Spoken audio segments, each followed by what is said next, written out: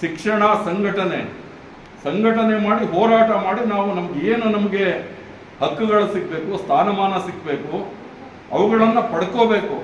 ಕೊಡಲಿಲ್ಲ ಕಿತ್ಕೋಬೇಕು. ಆ ಕಿತ್ಕೊಳ್ಳೋಕ್ಕೆ ಬೇಕಾಗಿರ್ತಕ್ಕಂಥದ್ದೇನು, ನಿಮಗೆ ಶಿಕ್ಷಣ ಬೇಕು.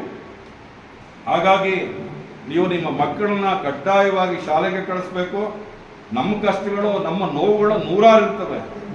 ಆ ನೋವುಗಳಲ್ಲಿ ನಾವು ನಮ್ಮ ಮಕ್ಕಳನ್ನ ತಳ್ಳಿದ್ರೆ ನಮಗಿಂತ ಕೆಟ್ಟವರು ಯಾರೂ ಇಲ್ಲ.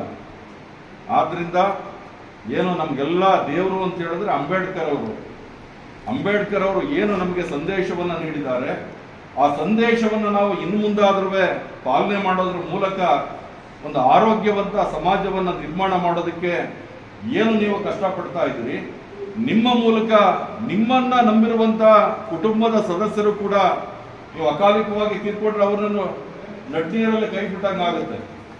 ಆದ್ರಿಂದ ಅವರು ಕೂಡ ನಿಮ್ಮ ರೀತಿ ಒಂದು ಚೆನ್ನಾಗಿ ಜೀವನವನ್ನು ನಡೆಸಬೇಕು ಅನ್ನುವಂಥ ದೂರದೃಷ್ಟಿಯನ್ನ, ದೂರದ ಆಲೋಚನೆಯನ್ನ ಇಟ್ಕೊಂಡು ನೀವು ಕೆಲಸವನ್ನ ಮಾಡಬೇಕಾಗ್ತದೆ.